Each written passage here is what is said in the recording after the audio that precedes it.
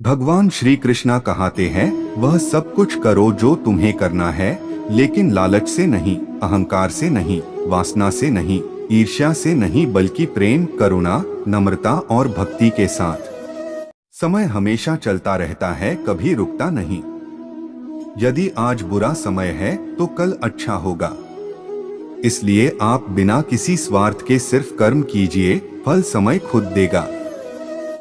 जो कर्म में अकर्म देखता है और अकर्म में कर्म देखता है, वह मनुष्य में बुद्धिमान होता है। आप केवल कर्म के हकदार हैं, उसके फल के कभी नहीं। आप केवल कर्म के हकदार हैं, उसके फल के कभी नहीं। आत्मा विनाश से परे है। कोई भी उस आत्मा का अंत नहीं कर सकता जो अनंत है।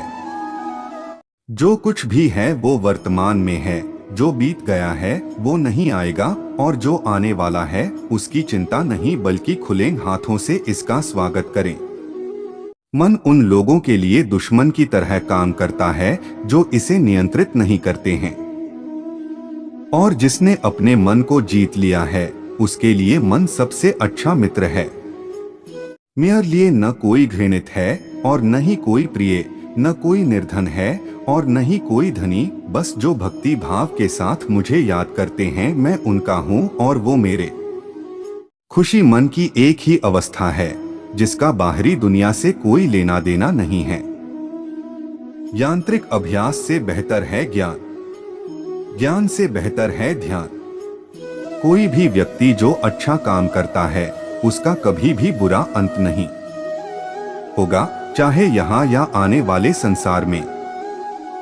अपने भीतर पीछे मुड़कर मैं बार बार रचना करता हूँ। जिनके मन और आत्मा में सामंजस्य है, जो इच्छा और क्रोध से मुक्त हैं, जो अपनी आत्मा को जानते हैं, उनके साथ ईश्वर की शांति है। हम वही देखते हैं जो हम हैं, और हम वही हैं जो हम देखते हैं। क्या गया है तुम्हारा जो तुम रोते हो? तुम इस संसार में क्या लाए हो जो तुमने खो दिया? तुमने क्या पैदा किया जो खो दिया? क्योंकि तुमने जो भी लिया यही से तो लिया, जो भी दिया यही पर दिया।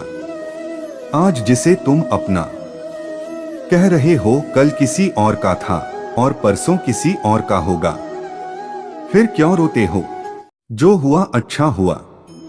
जो भी हो रहा है वो अच्छा ही हो रहा है, और जो होगा वो भी अच्छा ही होगा।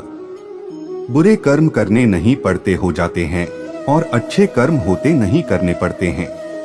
गर्मी और ठंड, सुख और दर्द की भावना इंद्रियों के अपनी वस्तुओं के संपर्क के कारण होती है। वे आते हैं और चले जाते हैं चिरकाल तक। आपको उन्हें स्वीकार करना चाहिए। बुद्धिमान अपनी चेतना को एकीकृत करते हैं और कर्म के फल के प्रति आसक्ति को त्याग देते हैं। मनुष्य अपने विश्वास से निर्मित होता है। जैसा वो विश्वास करता है वैसा वो बन जाता है।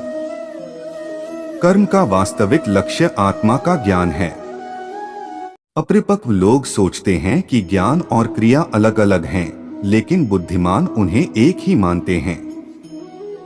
जिस प्रकार इस शरीर में रहने वाला बचपन, युवावस्था और वृद्धावस्था से गुजरता है, उसी प्रकार मृत्यु के समय वह केवल दूसरे प्रकार के शरीर में प्रवेश करता है।